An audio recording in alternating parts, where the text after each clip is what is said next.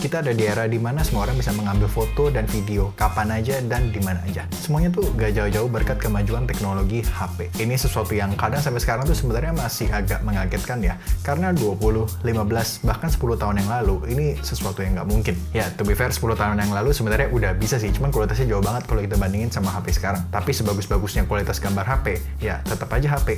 Nggak mungkin bisa menyaingi, bahkan mendekati kualitas kamera aja, kayaknya nggak mungkin. Itu pikiranku sebelum Apple akhirnya ngeluarin iPhone 15 Pro dan Pro Max. Di seri iPhone 15 Pro dan Pro Max, Apple tuh secara resmi memberikan para usernya kemampuan untuk nge-shoot dengan lock profile. Dan ini tuh benar-benar game changing banget untuk iPhone filmmaking dan content creation. 10-bit ditambah lock profile, itu bikin kita nyamain kualitas footage dari iPhone ke kamera mirrorless jadi jauh lebih gampang. Tanpa masuk ke technical detail yang terlalu dalam, biasanya waktu nge-shoot pakai iPhone ini supaya bisa mengatur segitiga exposure dengan lebih leluasa, aku bakal nge-shoot dengan aplikasi third party yang namanya Blackmagic Cam. Dan biasanya aku bakal nge-shoot di kodek H265. Simpelnya ini adalah kodek yang lebih terkompres, jadi file size tuh nggak bakal gede banget, bahkan jauh lebih kecil sebenarnya kalau kita bandingin sama ProRes Log, apalagi ProRes RAW. Apakah dengan menggunakan kodek tersebut, hasil gambar itu beda jauh sama kodek standar yang dibawa sama si iPhone ini? Jawabannya jauh banget. Footage HP biasanya tuh tajam, malahan terlalu tajam ya, kayak over sharpen secara digital gitu. Detail-detailnya juga hilang, nggak tahu itu karena kompresan atau apanya, aku juga kurang ngerti, yang jelas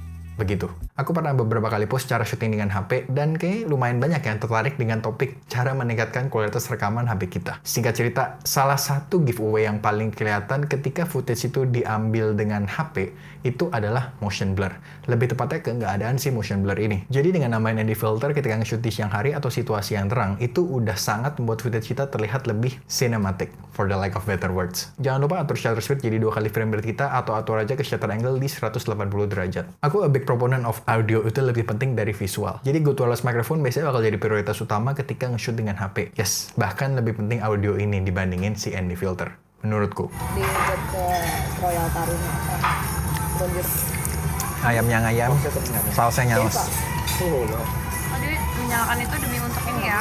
Ya, untungnya sekarang ini sih kita udah punya banyak banget opsi wireless mic yang kompatibel dengan USB-C di berbagai budget. Jadi silakan dipilih aja sesuai budget dan go on. Aku pernah bikin beberapa review mic budget yang menurutku kualitasnya cukup sangat oke. Aku akan coba taruh beberapa opsi di bawah. Kalau semuanya dipakai kurang lebih jadi kayak begini. Ya, not bad, masih tetap compact banget ya sebenarnya. Kita masih bisa banget pasang jauh lebih banyak aksesoris daripada ini. Misalnya kayak mau pasang SSD, SD card, segala macam lah. Banyak, tapi nanti kita akan bahas kenapa aku nggak melakukan itu. Aku yakin 99% orang yang punya kamera, mau itu kamera pocket, kamera mirrorless, bahkan kamera cinema, kalau kita tanya beberapa tahun belakangan ini kamera yang paling sering pakai itu apa, aku yakin banget jawabannya bakal HP. Dan sebenarnya bukan karena HP sekarang itu udah bagus banget atau gimana ya, tapi sesimpel HP ini adalah suatu barang yang selalu kita bawa. Kemungkinan besar ini akan selalu ada di kantong kita. Jadi kalau kita ngeliat sesuatu yang menarik, kita tinggal tarik, shoot, dan udah nyala lagi, kita nggak perlu nyalain apa-apa, dia udah nyala juga biasanya. Sesuatu yang aku sangat yakin kita semua pasti bisa relate ya. Lalu sebenarnya tadi kan kita sempat membahas setup untuk memaksimalkan footage dari HP kita.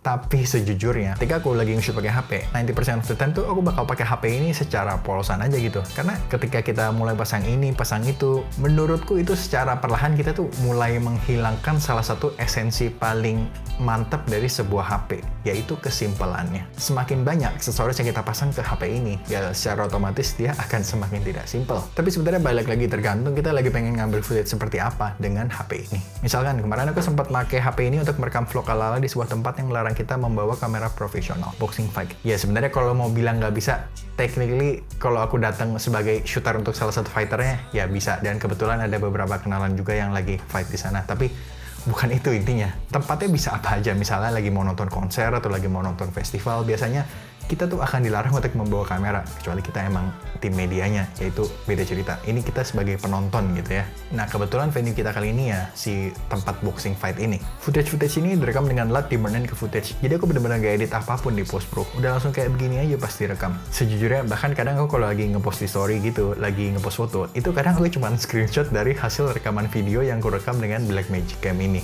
Dan gak diedit lagi sama sekali pastinya juga. Jadi bener-bener tinggal rekam, screenshot, upload. Kayak simple banget ya, agak sedikit membuka rahasia juga karena aku agak males ribet gitu. Dan LUTs yang aku pakai ya LUTsku sendiri. Kalau suka sama warnanya silahkan cek via link di description. Contoh use case lain, kemarin tuh aku sempat diundang untuk datang ke acara launching Nikon ZR. Aku kan nggak punya kamera Nikon ya, dan nggak mungkin juga aku bawa kamera Sony gitu kan, kayak nyebelin juga gitu. Jadi ya udah, aku datang cuman bawa HP, dan pas aku lagi sana aku nge-shoot dengan cara tadi. Aku datang, lap langsung di burn in. Bahkan aku sempat nge-post beberapa story juga dengan cara screenshot tadi itu. HP yang aku pakai belakangan ini adalah iPhone 15 Pro Max. HP yang sebenarnya kalau mau dibilang baru, udah nggak baru-baru banget juga, tapi mau dibilang lama juga belum lama-lama banget juga. Agak ambigu jawabnya. Ya lebih penting penggunaan HP setiap orang itu kan berbeda-beda ya. Ada yang memakai HP-nya untuk menggantikan atau at least berusaha untuk menggantikan peran kamera. Tapi ada juga yang benar-benar pakai HP itu cuma buat ngechat dan nelpon.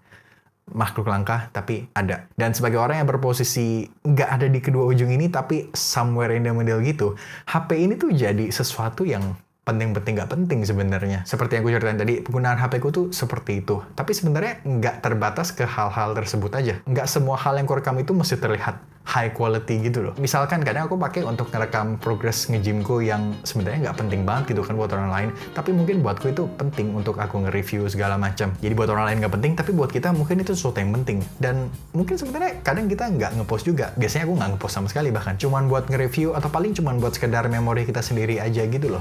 Karena nggak semua yang kita rekam itu harus kita post, dan sebaliknya juga. Kita nggak harus nge-post semua yang kita rekam. Makanya kalau ngeliat temennya suka ngerekam ini tuh, kayaknya semua direkam gitu loh. Tapi dia nggak pernah nge-post apa-apa. Ya jangan bingung apalagi diledekin gitu. Memang biasanya kita tuh ngerekam buat diri sendiri kan. Atau paling buat keluarga kita. Biasanya yang nonton cuman sekeluarga di play di TV di rumah gitu misalnya. Ya nggak tahu juga sih.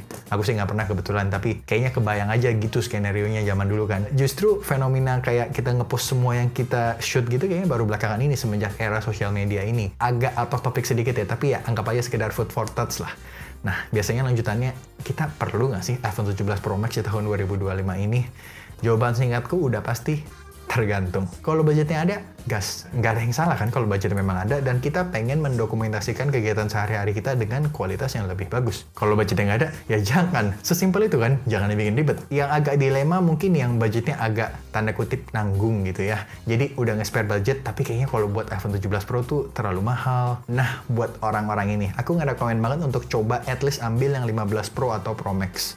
Karena kalau ada yang inget itu sempat lumayan heboh ya 2 tahun yang lalu. Karena itu adalah pertama kalinya kita dapat demo kali bilangnya. Kayak kita dapat contoh kayak sesuatu yang shot on iPhone tuh bisa sebagus apa. Kita dikasih lihat potensinya lah gitu. Yang tertarik untuk nonton, link ke video ini akan ku taruh di bawah juga. Ini Apple event di tahun 2023 bulan Oktober kalau nggak salah. Apapun keputusannya, intinya jangan dibikin ribet. Apalagi kalau tujuannya buat konten dan lagi baru mau mulai. Jadi makanya itulah alasan kenapa menurutku sekarang HP ya jadi sesuatu yang penting-penting nggak penting gitu. Buat yang suka dengan video dan at least pengen bisa belajar dikit aja, nggak usah pengen ribet-ribet, tapi at least bisa naruh LUTs di footage-nya, terus ngerti caranya tinggal dikit, itu kita bisa mendapatkan kualitas gambar yang jauh lebih bagus banget daripada stok kamera iPhone bawaan itu. Tapi di satu sisi kalau nggak tertarik dengan keribetan tersebut ya nggak apa-apa juga, karena ini kan balik lagi sebenarnya ini HP ya, bukan kamera. Kita aja yang suka men-treat ini sebagai sebuah kamera ya.